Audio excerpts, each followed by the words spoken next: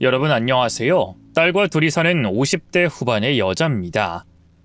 가난하게 살다가 일이 잘 풀려서 지금은 평범하게 살고 있답니다. 제 인생에서 가장 힘들었던 결혼 후 이야기를 풀어보려고 합니다. 절대 평범하지 않고 요지경 같은 날들이죠. 어떤 사연인지 궁금하시다면 꼭 좀 들어주세요. 부탁드리며 시작해 보겠습니다. 저는 어릴 적 시골에서 살았어요. 가난한 집안이었고 자연 속에서 자유롭게 성장하던 시절이었죠. 10살 때부터인가 아주 큰 나무를 올라가서 튼튼한 가지에 걸터 앉아 한눈에 들어오는 마을을 보는 것이 어린 저의 즐거운 놀이였습니다. 그런데 어리석은 제가 몸이 무거워지는 걸 상관하지 않고 나무에 올라 사고가 나고 말았습니다. 저의 몸무게를 버티지 못한 나뭇가지가 부러지면서 땅에 떨어졌답니다. 다리를 크게 다쳤는데 별거 아니라고 생각하고 병원에 가봤더니 수술하고 나서 충격적인 이야기를 들었답니다. 왼쪽 다리에 신경이 끊어졌고 되살리기 어려워 평생 다리를 절면서 살아야 한다는 이야기였어요. 세상에나, 철없이 놀다가 다친 대가가 지나친 형벌을 내려 비극을 맞게 됐습니다. 불편한 다리를 보면 화도 나고 부끄럽기도 했는데 청소년기를 벗어나니 저의 불편한 몸을 아무렇지 않게 받아들였고 부끄러워하지 않으며 잘 지냈습니다. 성인이 되고 난 뒤 술을 좋아하시던 아빠가 간암으로 돌아가셨고 엄마는 떼약볕에서 일하시다 열사병으로 갑자기 돌아가셨어요. 22살에 부모님이 비슷한 시기에 돌아가셔서 매우 충격적이고 비통했죠. 잠시 방황하는 시간을 가지긴 했지만 곧 정신을 차리고 저의 삶을 살았습니다. 하우스 농장을 운영하는 분들이 여러 분 계셨는데 일손이 부족해서 이 집 저 집 불려다니며 일을 했고 적당한 돈을 벌면서 홀로 지냈습니다. 저는 고향 땅을 벗어나지 않고 쭉 혼자 살아가려고 했는데 시골에 농장을 운영하는 어른들이 하나 둘씩 땅을 팔고 떠나면서 제가 일할 곳이 줄어들었습니다. 마을이 재개발된다는 소식까지 들려와서 더는 제가 살 곳이 아니라는 걸 깨달았죠. 그래서 과감하게 고향 땅을 떠나 좀 멀리 있는 시내로 나가 의류공장에 가서 일했어요. 제가 하는 일은 쪽가 위로 실밥을 제거하는 일이었습니다. 일은 크게 힘들지 않았지만 하루에 12시간씩 하니 좀 지치는 정도였답니다. 제 다리에 문제가 있으니 남자는 한 번도 만나지 못했어요. 공장 언니들은 제가 예쁜 얼굴이라 따르는 남자들이 곧 생길 거라고 했는데 그냥 빈말로 칭찬하는 것으로 들렸네요. 그런데 26 나이에 처음으로 남자에게 고백을 받게 됐어요. 상상하는 일이 현실로 일어난 거죠. 저희 공장에 원단을 납품하는 영업 직원이었는데 절 보고 반했다며 커피 한잔 하자고 하더군요. 모태솔로인 저는 그저 좋다고 쪼르르 달려가서 그 일을 만나 데이트를 했습니다. 그런데 제가 앉아있던 것만 봐서일까요? 쩔뚝대며 카페에 들어가는 절 보고 남자가 놀란 눈을 하더군요. 제 다리 보고 놀라셨군요. 미리 알았더라면 저에게 커피 마시자고 안 했겠죠? 불편하시면 그냥 나갈까요? 아닙니다. 전 그냥 어디 다치셨나 해서 놀란 거예요. 선천적으로 불편하신 거면 제가 실수했네요. 죄송합니다. 선천적인 건 아니고 어릴 적에 나무 위에 올라가서 놀다가 떨어져서 이렇게 됐어요. 철이 많이 없을 때 사고가 났었어요. 아, 그러시구나. 시골에서 살았다고 하셨죠? 네. 고향이 완전 촌이었는데 지금은 재개발이 돼서 알아보기 어렵게 변했더라고요. 재개발로 고향의 아름다운 모습이 사라졌구나. 사실 저도 시골 출신이에요. 고아원에서 자라 20살에 독립해서 여태껏 원단 영업사원으로 일하고 있는 겁니다. 고아셨어요? 구김살 없고 항상 밝으셔서 사랑을 많이 받고 자라신 줄 알았어요. 고아원에서 형과 누나들 그리고 원장님 부부가 많이 사랑해줬죠. 그래서 고아원에 나온 게 부끄럽지 않아요. 저에겐 자랑입니다. 그이는 정말 밝고 쾌활한 사람이었습니다. 대화하는 내내 제 입이 웃고 있는 걸 깨닫고 꼭 제 남자로 만들고 싶었어요. 다행히도 그이도 저와 한번 만나고 나서 적극적으로 연락하고 만나자고 해서 두어 번 더 만나고 연애하게 됐습니다. 처음 남자를 사귀는 거라 많이 서툴렀는데 그가 잘 리드해줘서 재밌게 잘 따라다니며 즐거운 추억과 사랑을 함께 나눴답니다. 반년 정도 사귀었을 때 그이가 저에게 프로포즈까지 했어요. 선이야, 우리 사귀는 거 말고 아예 같이 사는 건 어때? 뭐? 동거?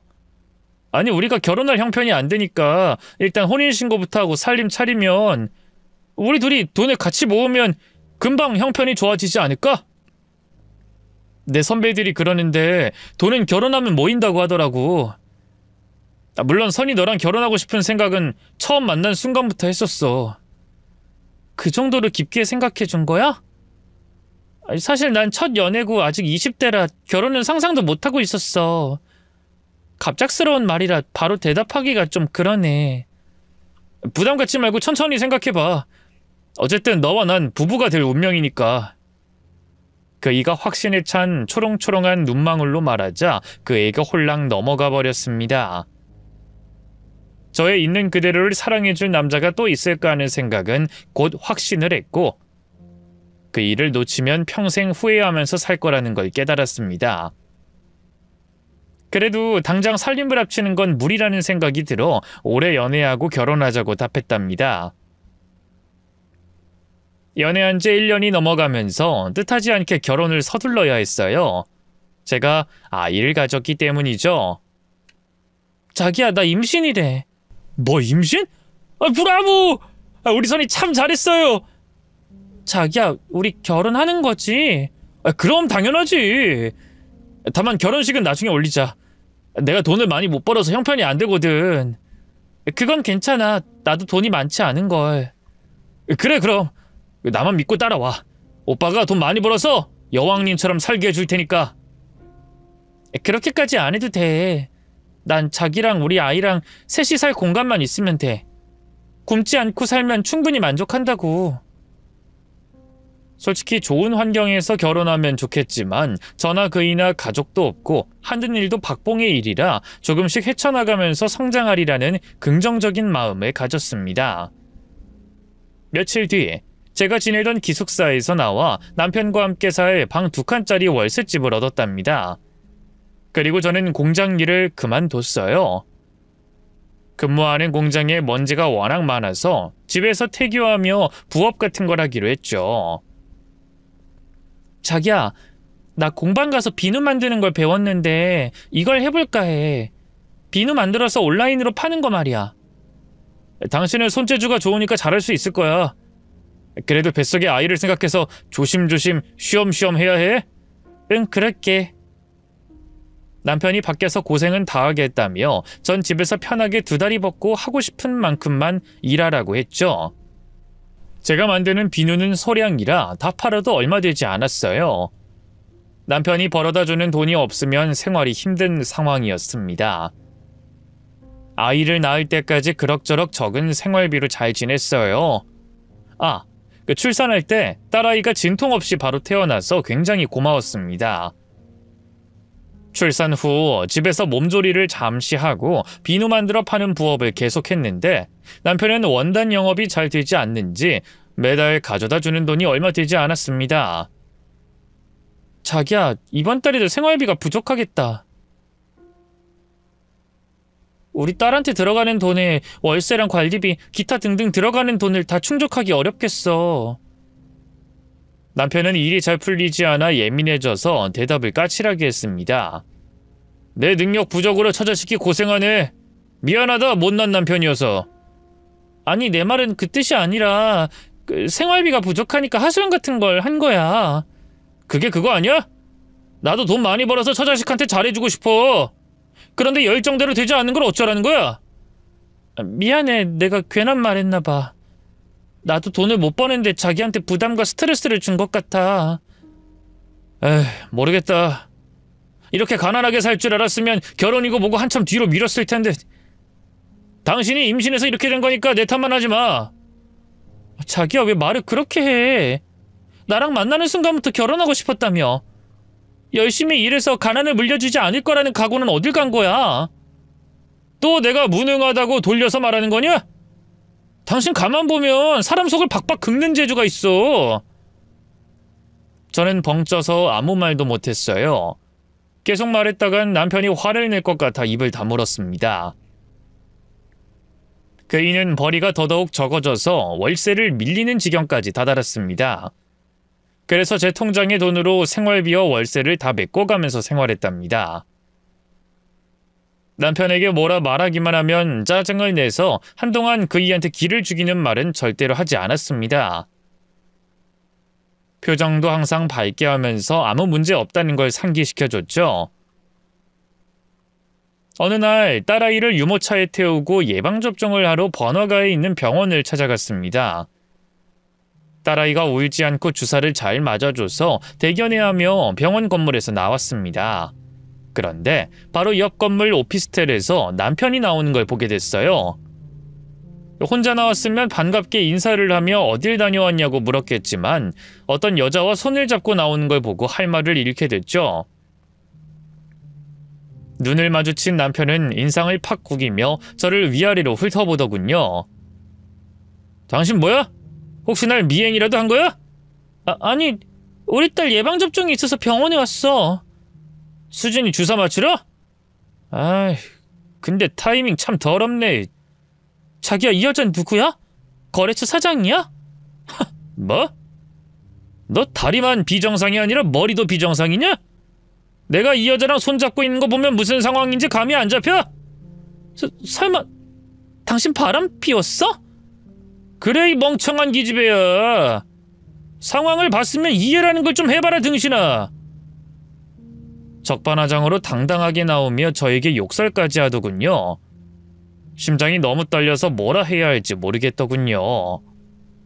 그 상황이면 여자들은 가만히 있지 않고 나서서 혼을 내준다는데 제 몸은 얼어붙어서 아무것도 하지 못했습니다. 그러자 남편의 손을 잡은 상간녀가 낄낄 웃으며 입을 열었습니다. 진짜 등신이랑 살고 있었네. 다리 저는 마누라라 우리 자기 봉사하면서 살았구나? 진짜 불쌍하다. 상간녀의 말을 들은 저는 어렵게 입을 열었습니다. 지금 뭐라고 했어요? 이봐요. 남의 남편이랑 바람 피웠으면서 그렇게 당당한 태도로 나를 욕하는 겁니까? 당신은 부끄러운 것도 없으세요? 말하는 거 보니 수준 알겠다. 야, 너 같은 여자한테 우리 자기 같은 남자가 가당키나 하니? 애가 생겨서 어쩔 수 없이 살림 차렸다는 걸 듣고 얼마나 등신 같은 여자를 만났나 싶었는데 상상했던 것보다 더 심한 등신이었네. 뭐예요? 아줌마, 나이 먹고 추하게 젊은 남자랑 바람이나 피우면서 남을 조롱합니까? 당신 혼나고 싶어요? 내가 듣기 싫어하는 말을 했네. 나이 먹고 추하게?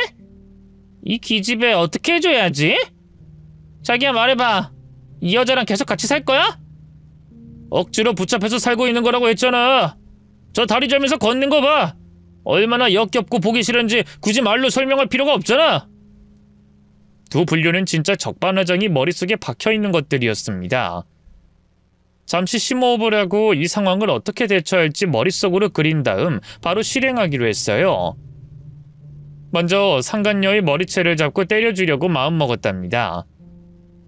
쩔뚝대는 다리로 다가가면서 두 손을 뻗자 상간녀가 종종 걸음으로 피해 다니며 저를 조롱하더군요. 야, 바보처럼 그래서 날 잡아보겠다고? 지금 술래잡기라도 하자는 거야? 그래, 잡아봐. 다리 저면서 할 수 있는지 보자고. 거기서! 당신 내가 가만 안 둘 거야. 거기 멈춰. 싫은데 네가 알아서 잡아봐. 왜? 저는 다리로 날 못 잡겠지? 진짜 가만 안 둘 거야. 거기서! 상간녀는 저를 피해 이리저리 도망을 다니면서 계속 조롱했고 저는 끝까지 잡지 못했습니다. 그러다 비난의 화살을 바꿨습니다.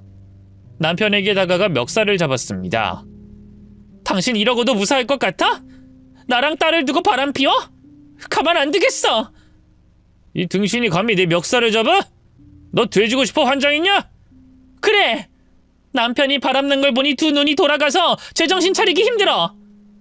그러니까 당신 혼 좀 나봐. 그이의 따귀를 날리려고 하자 제가 먼저 맞았습니다. 중심을 잃고 바닥에 쓰러지고 말았죠. 아이고 이 등신아, 그러게 왜 덤비고 그러냐? 당신 내가 요즘 집에도 늦게 들어가고 대화도 안 하는 걸 보고 뭐 느낀 거 없어? 일하는데 스트레스가 있는 거라 생각했지 이렇게 바람나서 그랬던 건 줄은 몰랐네. 내가 바보였지. 아주 잘 아네, 당신 바보라는 거. 그런 당신과 같이 사는 건 이젠 더 못하겠어. 그러니까 이혼하고 끝내자. 난 여기 돈 많고 예쁜 애인이랑 같이 살 거야. 오늘 당신 만난 게 잘된 일인 것 같네. 나쁜 놈. 당신은 사람도 아니야. 처음엔 뭐든 다 해주겠다고 여왕처럼 모시면서 살겠다더니 결과가 바람이야? 당신 처자식 버리고 저 여자랑 살면 행복할 것 같아? 아니, 하늘이 가만두지 않을걸? 멍청한 기집애야. 고작 한다는 말이 하늘이 어쩌고냐? 아이 그래, 내가 벌을 받든 말든 알아서 할 테니까 빨리 이혼하자. 내가 누구 좋으라고 이혼해? 당신은 끝까지 불륜 딱지 달고 살 거야. 그리고 두고두고 괴롭히고 복수해 줄 거라고. 에휴, 아니 무슨 드라마 쓰냐? 니깎게 뭘 할 수 있다고 복수 타령이야. 아, 이혼 안 해줄 거면 마음대로 해. 어차피 난 이제 당신한테 마음 떠버렸고 애인이랑 같이 본격적인 새 인생 살 계획이니까. 그럼 거기 넘어져서 계속 빌빌거리고 있어라. 우린 간다. 나쁜 놈, 거기서! 야, 늙은 아줌마, 거기서! 아직 끝나지 않았어! 제대로 붙어보자고! 상간녀는 끝까지 절 조롱하더군요. 일어나서 잡아봐. 왜? 쩔뚝대는 다리론 잡기 어려워? 얼른 잡아보라니까? 멍청한 등신아! 다시 힘들게 일어나서 두 불륜을 잡으려고 몇 걸음 쫓았는데 택시를 타고 사라지더군요. 제가 소리를 꽥 지르며 가만 안 두겠다고 하자 유모차에 앉아있던 딸이 울음을 터뜨렸습니다. 결국 아무것도 못하고 불륜한테 조롱만 당했네요. 남편은 그날부터 집을 나가서 들어오지 않았습니다. 오피스텔 건물로 찾아가 어렵게 몇 호에 사는지 알게 되어 초인종을 눌러봤는데 안에는 아무도 없었답니다. 며칠 더 찾아갔더니 다른 사람이 이사 오는 걸 보고 다른 곳으로 도망간 걸 알게 됐죠. 경찰서에 찾아가 남편을 찾아야 한다고 일러줬더니 상황을 들은 경찰은 개인정보는 알려줄 수 없다고 하더군요. 가출 신고를 하면 안 되겠냐고 했더니 남편과 통화를 시도하더군요. 그리곤 저와 연락하고 싶지 않다며 집에 가서 기다리고 가정의 일은 알아서 해결하라는 답변을 들었답니다. 그이가 상간녀와 어디서 지내는지 알아내서 복수를 해주고 싶었는데 제가 할 수 있는 일이 없었고 딸을 돌봐야 했기 때문에 집에서 벗어나지 못했습니다. 한동안 눈물을 흘리며 육아를 했죠. 그런데 문제가 또 생겼답니다. 집주인이 찾아와서 저와 딸을 보더니 혀를 차면서 통보할 게 있다고 하더군요. 아유, 뭐야, 미혼모야? 아, 월세 밀린 거 보증금으로 다 까인 건 알죠? 이번 달 안으로 방 빼세요. 사장님, 저 미혼모 아니에요. 남편이 돈을 벌러 나간 상황이니 조금만 기다려주세요. 금방 월세 내겠습니다. 아니, 당신 같은 사람 많이 봤어. 돈 주겠다고 하고 버티고 버티다가 야반 도주하는 것들 너무 많이 봤다고. 사장님, 제 딸 보시고 한 번만 선처해 주세요. 금방 갚을게요. 월세 꼭 내겠습니다. 이번 달 말까지 보증금이랑 밀린 월세 다 내는 거 아니면 쫓아낼 거요. 사장님! 사장님! 건물주는 그렇게 통보하고 나가버렸습니다. 당장 딸아이와 쫓겨날 상황이 닥치니 미치겠더라고요. 아이를 봐줄 사람이 없어서 공장에 취직도 못하니 방법이 떠오르지 않았어요. 그렇다고 대출도 쉽게 받을 수 없으니 환장할 노릇이었습니다. 남편을 찾아 위자료라도 받고 이혼을 하는 게 좋겠다 싶어 연락을 취해봤지만 역시나 받지 않았습니다. 경찰서에 가서 제 상황을 알리고 남편을 찾아달랬더니 이번에도 거절당했어요. 제 남편이 연락하길 원하지 않는다며 그냥 돌아가랍니다. 저는 지푸라기 잡는 심정으로 지난번 상간녀와 나왔던 오피스텔 근처를 찾아갔습니다. 혹시라도 나타날지도 모른다는 생각이 들었고 남편과 상간녀를 잡고 이혼할 테니 위자료를 받고 끝낼 계획을 세웠죠. 2시간 동안 서성이는데 마침내 상간녀가 오피스텔 근처 비싼 참치집에서 나오는 걸 목격했습니다. 그런데 옆에는 제 남편이 아니라 다른 남자와 나오더라고요. 남자는 바로 인사를 하고 사라졌고 상간녀 혼자서 택시를 타려는지 도로 쪽으로 걸어갔습니다. 뭐가 어찌됐든 상간녀를 잡고 개박살 내주고 남편을 찾아 끝장을 보기로 했답니다. 야, 이 바람난 늙은 여자야. 오늘은 누구랑 놀고 있는 거냐? 뭐지? 아, 너구나. 근데 여긴 웬일이야? 또 술래잡기 한판 하려고? 좀 놀아줄까? 닥쳐! 내 남편 어딨어? 그놈 빨리 찾아야 해. 내가 이혼하겠다고 연락해서 내 앞에 데려와. 내가 왜? 네 남편을 평생 불륜남으로 만들겠다며. 그러려고 했는데 안 되겠어. 그놈한테 위자료 받고 너한테도 보상을 받고 끝내는 게 낫겠다고. 내가 지금 급한 상황이니 니들한테 돈 받고 도장 찍어야겠다. 웃기는 소리하고 쩔뚝거리고 있네. 야, 내가 너한테 왜 보상을 하냐? 증거 있어? 네 서방이 나랑 바람 피운 증거 있냐고. 바로 저기 오피스텔에서 동거하던 거 다 알고 있잖아. 오피스텔? 어디 몇 호? 지금도 살림 차리고 있나? 찾아가서 물어봐. 니들이 방 빼고 다른 데다 살림 차렸잖아. 이 바보 등신이 진짜 끝까지 멍청하게 나오네. 이혼은 니들 부부가 알아서 할 일이야. 난 제3자라고. 그리고 네 남편은 내가 잘 데리고 놀다가 보내고 싶을 때 보내줄게. 내가 질릴 때까진 같이 침대에서 많이 즐겨야 하거든.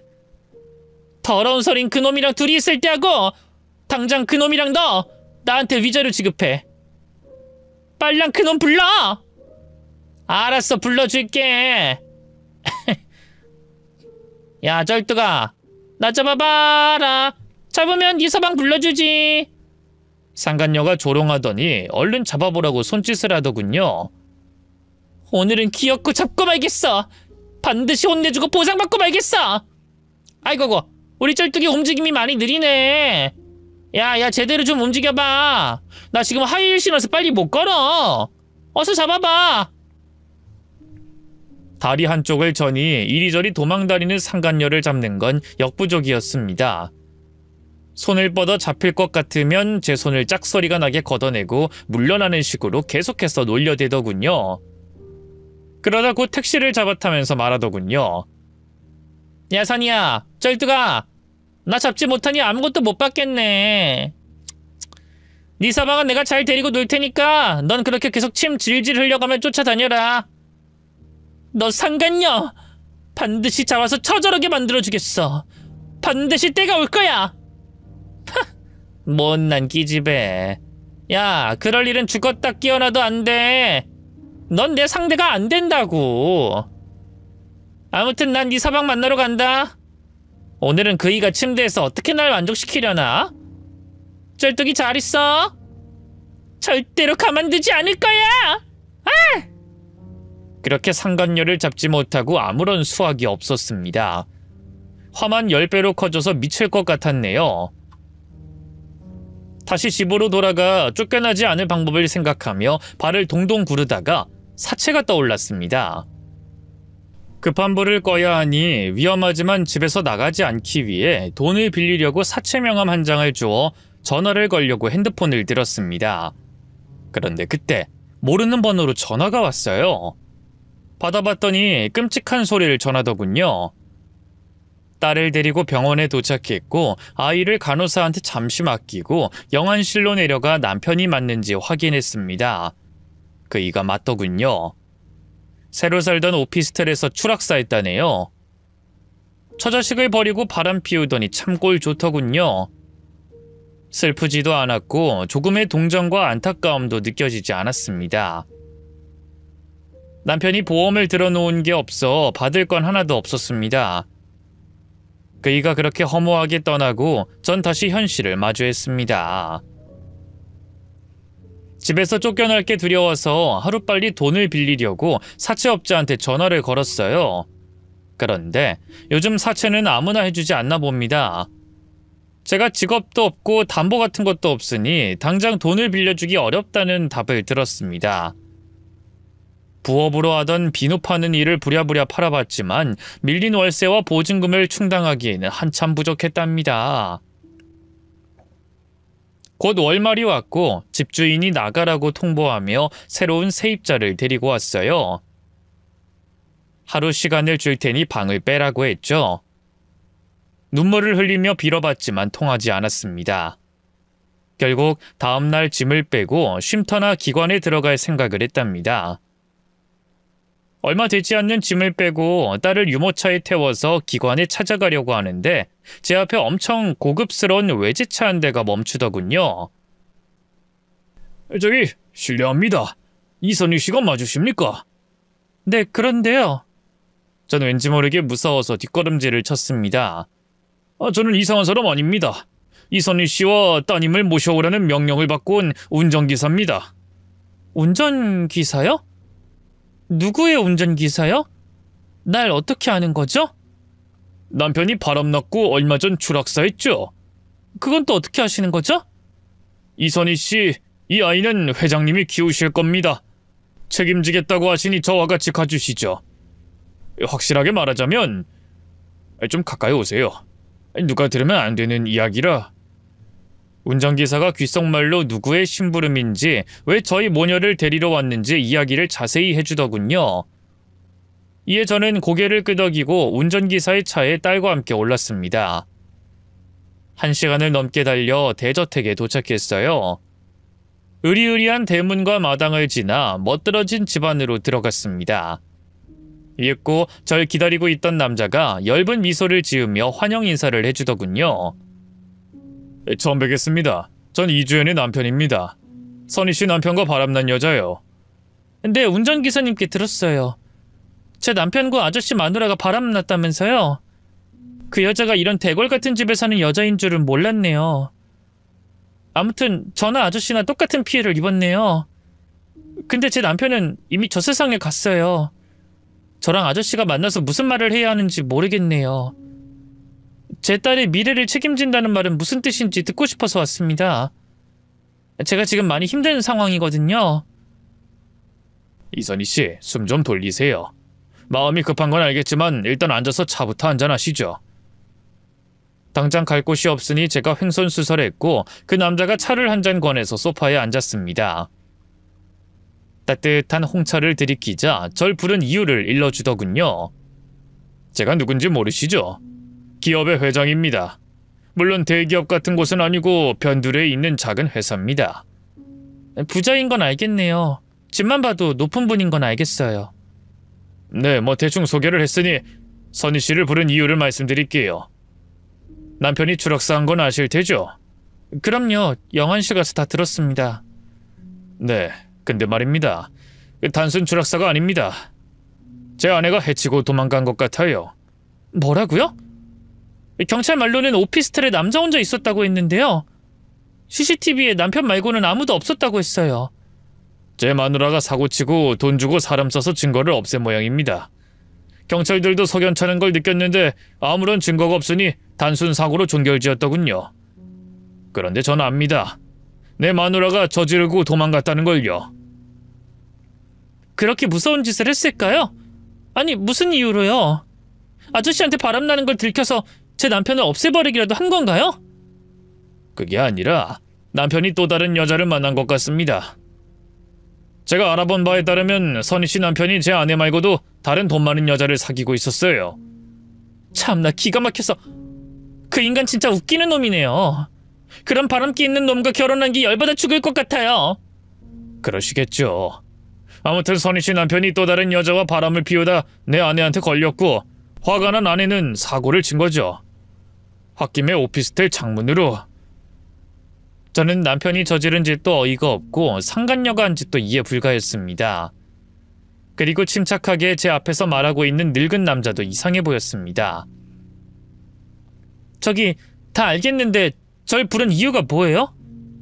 내가 할 수 있는 일은 없는 것 같은데요.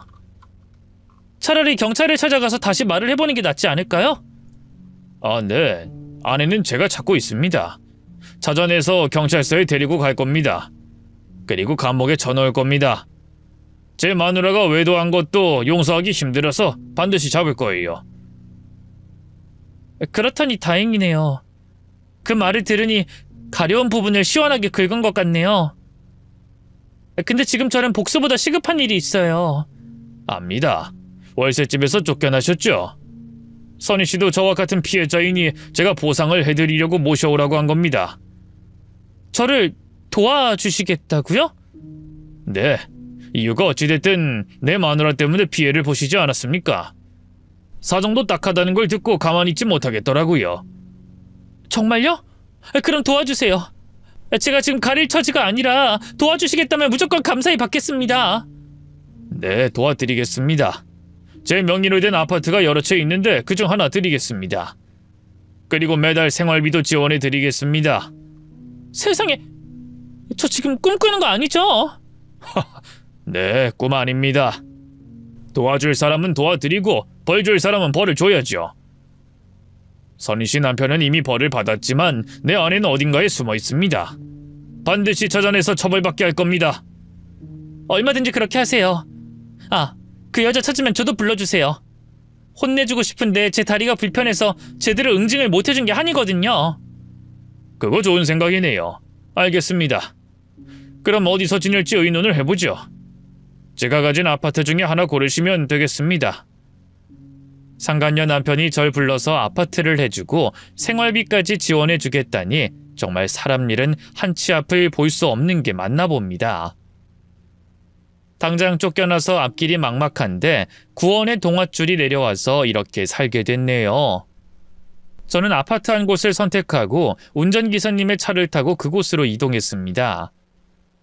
집안은 엄청 넓었고 가구도 꽉 차 있었습니다. 우와, 진짜 여기서 살아도 되는 거예요? 네, 회장님이 주신 집이니 이선희 씨가 주인입니다. 원래 회장님이 남에게 많이 베푸는 분인가요? 솔직히 그렇진 않습니다.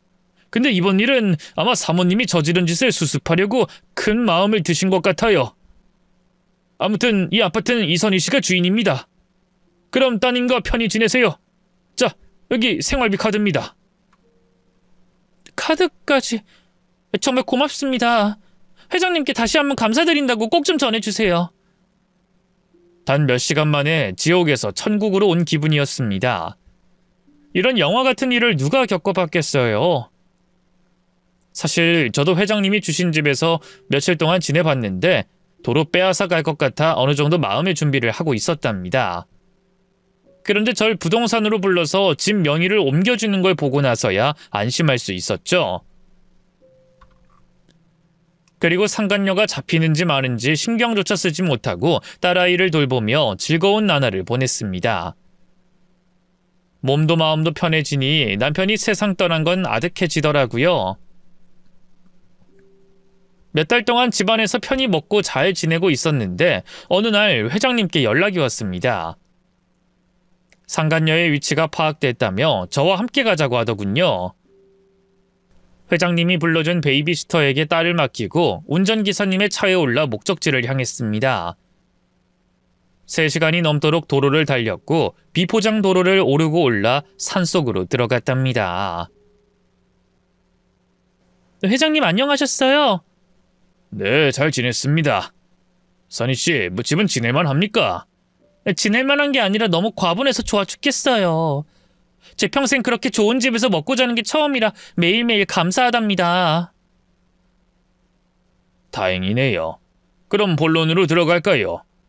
이 산 중턱에 컨테이너가 하나 있답니다. 거기서 기거하는 여자가 제 아내와 비슷하게 생겼다는 제보자가 있었어요. 이런 산속에 컨테이너 박스가 있어요? 네, 이 산에서도 공사가 필요해서 인부들이 임시로 머무는 장소로 쓰였답니다. 이런 곳에 숨어 있으니 그동안 찾기 어려웠던 거죠. 여기 돌길만 지나가면 있다는데 걸으실 수 있겠어요? 그럼요. 제가 다리를 절긴 하지만 체력은 좋습니다. 지팡이도 가지고 왔으니 조심히 걸어가면 됩니다. 좋아요. 그럼 같이 가봅시다. 저와 회장님, 운전기사, 그리고 경호원 3명이 울퉁불퉁한 산길을 걸어갔습니다. 오르막은 차로 다 올라와서 평지만 좀 걸으면 돼요. 크게 힘들진 않았죠. 이윽고 아주 작은 컨테이너가 하나 보였습니다. 저는 지팡이를 몽둥이로 쓸 각오를 하며 앞장섰습니다. 제가 문을 열어볼게요.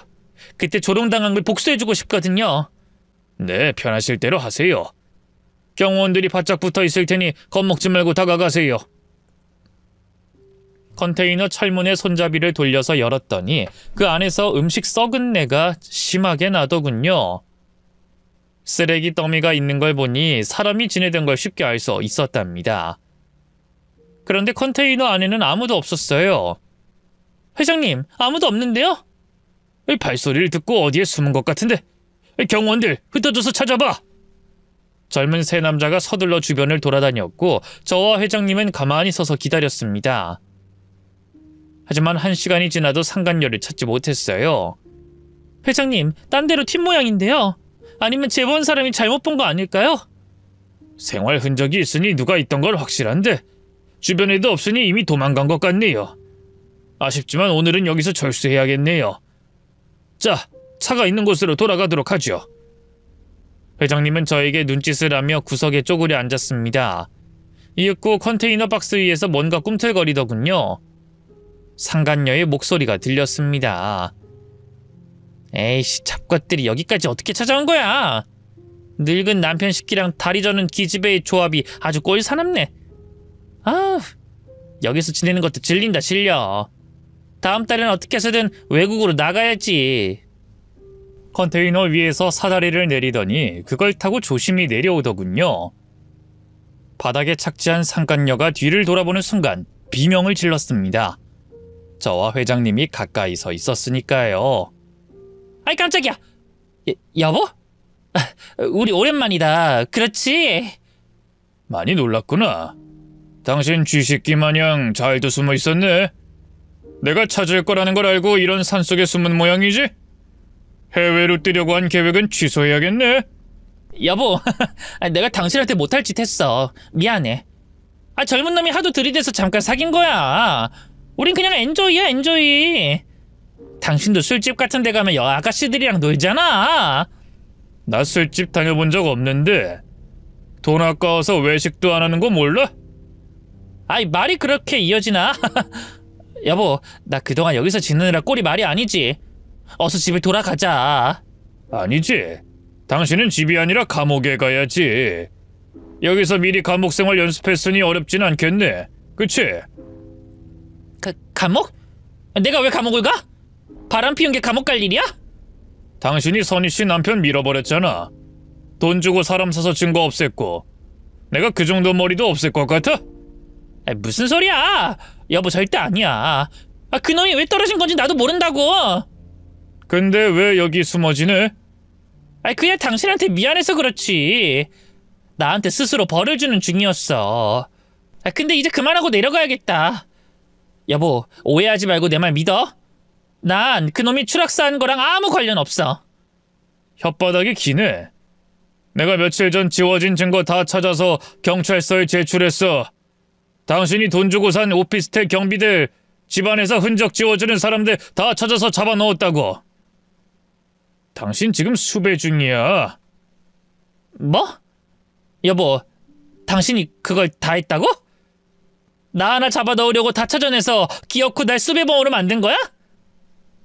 20년 넘게 당신한테 헌신했는데 덮어주지 못할 망정 다 끝난 일을 휘젓고 날 곤란하게 만들어? 아유, 말하기 귀찮네. 선희씨, 이제부턴 선희씨가 맡아요. 하고 싶은 거 다 하세요. 저는 지팡이를 들어 올려 상간녀의 머리를 내리쳤습니다. 수박 쪼개지는 소리가 메아리를 쳤고 상간녀는 아프다고 주저앉아 머리를 잡고 대굴대굴 굴렀답니다. 지난번에 날 조롱했었지? 나 잡아봐라, 기억나지? 오늘 제대로 잡았으니까 그때 못한 걸 오늘 실컷 해주마. 상간녀의 등과 배, 팔, 다리를 지팡이로 후드려 패줬습니다. 팍팍 소리가 시원하게 메아리를 치니 속이 확 트이더군요. 그때처럼 또 놀려봐! 등신 멍청이라고 조롱해보라고! 이 늙어빠진 여자야! 아이, 그만해! 네 남편이 먼저 날 꼬셨다고! 돈 많은 거 알고 접근해서 나랑 살림 차리자고 한 게 그놈이란 말이야! 젊은 남자가 꼬시는데 안 넘어가겠냐? 그래, 잘했다. 덕분에 내 남편이 어떤 놈인지 하루라도 더 빨리 알게 됐고 천벌받았으니까. 그럼 된 거잖아. 아, 그만 좀 때려. 아파 죽겠다고. 아니, 내 남편이 내 응징을 받지 못하고 지옥 갔으니 그놈 목까지 다 맞아야 해. 늙은 아줌마, 오늘 제대로 날 잡았어. 짐승처럼 네 발로 기어서 하산하게 해줄게. 쩔뚝이 이 기집애야. 넌 네 힘으로 안 되니까 내 남편 꼬셔서 복수하는 거냐? 야, 그래봤자 넌 아무것도 아니야. 내 남편은 결국엔 날 용서하고 받아줄 거라고. 넌 내가 제대로 피 말리게 해줄 거야. 각오 단단히 하라고. 아직도 분위기 파악 못하네. 이 상간녀, 감옥에 보낸다는 게 거짓말 같지? 그래, 그렇게 희망적인 생각이나 하면서 계속 참아자라. 저는 지팡이로 몽둥이 찜질을 제대로 해줬답니다. 하도 많이 때리니 경호원들이 말리기까지 했죠. 회장님도 더 심하게 팼다간 저도 문제가 생길 수 있다며 그만하라고 말씀하셨습니다. 선희씨, 그만하면 됐습니다. 이 여자 이제 감옥에 들어가서 영영 나오지 못할 테니 그 정도로 만족하세요. 회장님 덕분에 속 시원하게 화풀이 제대로 했습니다. 이 여자 얼른 신고해서 잡아 넣어버려요. 회장님이 핸드폰을 꺼내 상간녀의 더러운 몰골을 사진으로 찍더니 형사에게 사진을 전송하고 전화를 걸더군요. 그러자 상간녀는 회장님 다리에 매달려서 오열했습니다. 여보, 제발 멈춰. 나 좀 살려줘.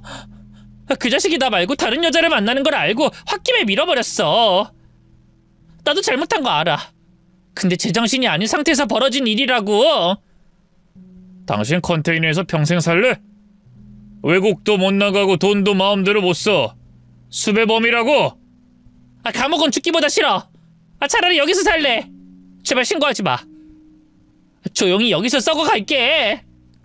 참나, 이 옆에 내가 고생을 덜한 모양이네. 근데 당신을 도와준 인간은 누구야? 먹을 걸 가져다 준 놈이 누구야? 그 순간 멀쩡한 남자가 양손에 바리바리 먹을 걸 들고 걸어오다가 멈춰섰습니다. 회장님은 그 남자를 돌아보고 씩 웃더군요.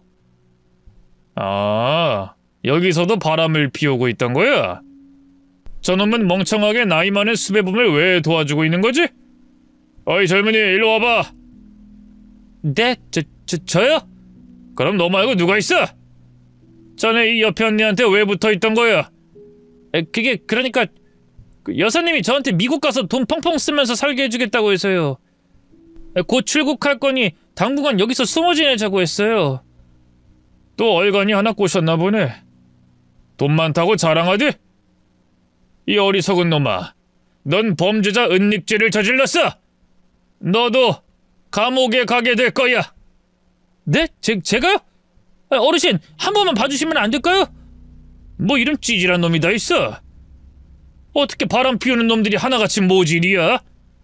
경호원들, 이 젊은 놈도 몇 대 패주고 잡아놔.